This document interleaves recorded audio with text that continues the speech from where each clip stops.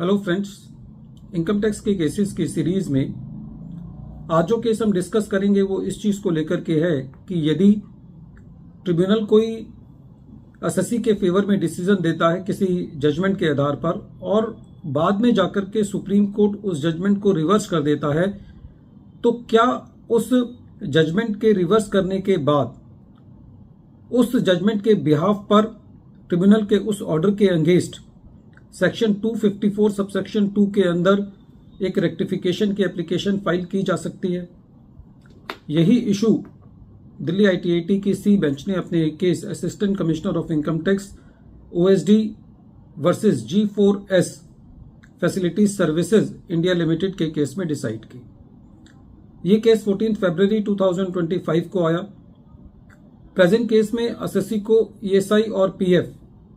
के मैटर पर already tribunal से रिलीफ मिल चुका था, जो कि एम्प्लॉय शेयर से रिलेटेड था। बाद में सुप्रीम कोर्ट ने अपने judgment Checkmate Services Private Limited versus commissioner of income tax के केस में रेवेन्यू के फेवर में डिसीजन दिया, जो कि 12 अक्टूबर 2022 को आया। और उस डिसीजन को आधार मानते हुए इनकम टैक्स डिपार्टमेंट ने ट्रिब्यूनल के अंदर सेक्शन 254 सबसेक्शन 2 के अंदर मिसलेनियस एप्लीकेशन फाइल की और ये कहा कि क्योंकि अब सुप्रीम कोर्ट का जजमेंट एप्लीकेबल है तो इसलिए वो ऑर्डर रेक्टिफाई किया जाना चाहिए और ये एक मिस्टेक अपरेंट फ्रॉम रिकॉर्ड है। प्रेजेंट केस में ट्रिब्यूनल के सामने जो लिमिटेड इशू था वो ये था कि क्या कोई सुप्रीम कोर्ट का जजमेंट यदि बाद में आता है, उस डिसीजन के बाद जो डिसीजन ऑलरेडी पहले हो चुका है, तो क्या बाद में आए डिसीजन की वजह से जो पहले ऑर्डर पास किया गया है उसको सेक्शन 254 सबसेक्शन 2 के अंदर रेक्टिफाई किया जा सकता है, या आसान शब्दों में क्या ये एक मिस्टेक अपरेंट फ्रॉम रिकॉर्ड है। जब ट्रिब्यूनल ने इस मैटर को सुना तो ट्रिब्यूनल का ये कहना था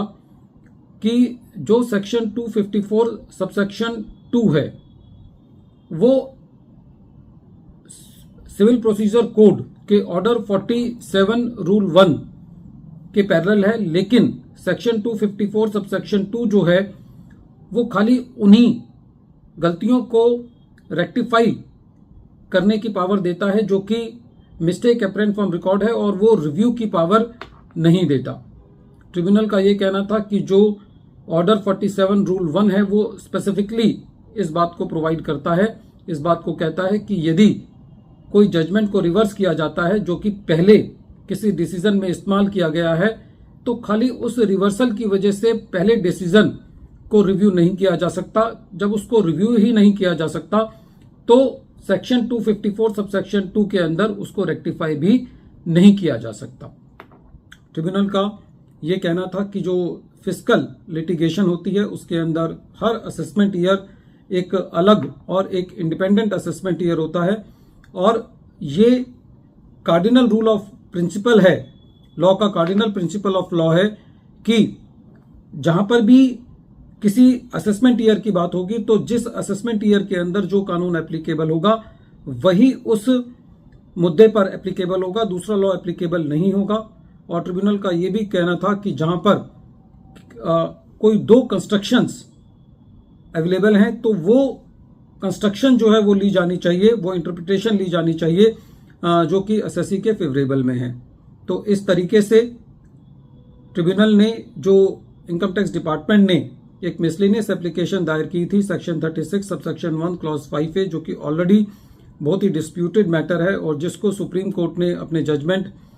checkmate Services Private Limited versus commissioner of income tax के द्वारा सेटल कर दिया था। तो अब ये इशू भी, क्योंकि कुछ और हाई कोर्ट्स के भी जजमेंट आए हैं, उन जजमेंट्स को देखते हुए और दिल्ली आईटीआईटी के इस वेलकम